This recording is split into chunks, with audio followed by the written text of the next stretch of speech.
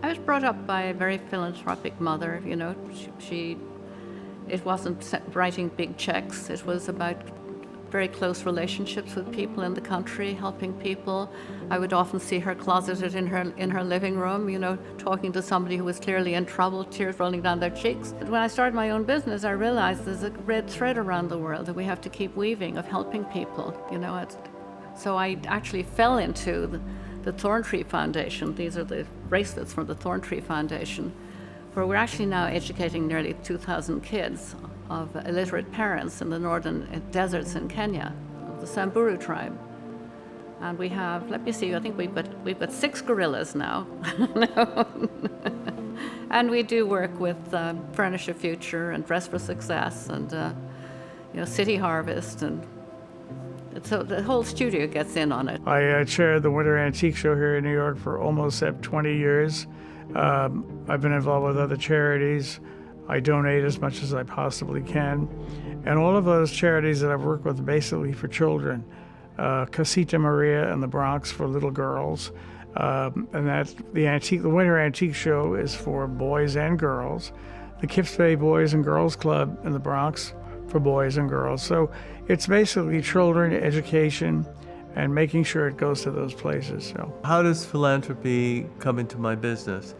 It really comes in through how I want to live my life. I'm involved in many charities, from ballet to feeding the homeless to choreography. And to me, that's important. It's giving back. A lot of people helped me when I was coming up, and I think it's important to give back to the society that I live in.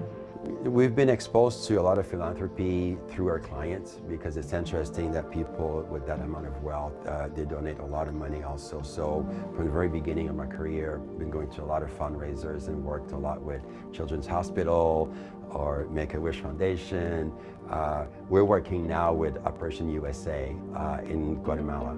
Another one is really fun project. It's an opportunity in a small town in China where they want to take the aging population and the orphans and bring them together under the same roof, because one can really benefit from the other. Philanthropy is hugely important. I mean, I think that it is entrepreneurs that are going to change the world. I think everyone looks to government and these organizations to make the change that we all want.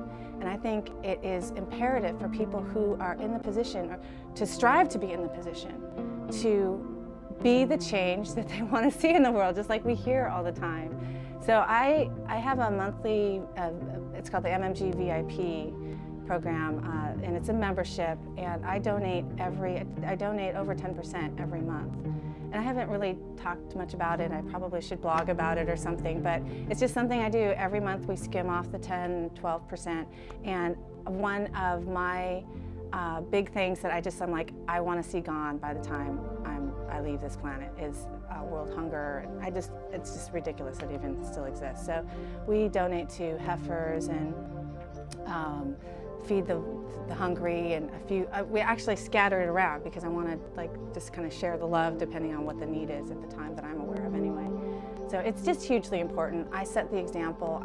And I know a lot of my clients and my contemporaries do the same thing, and I think if we as a group focus in on the things that we particularly care about and have a passion about, that speaks to our heart, if everyone did that within 9 years, the world would be healed. Done deal.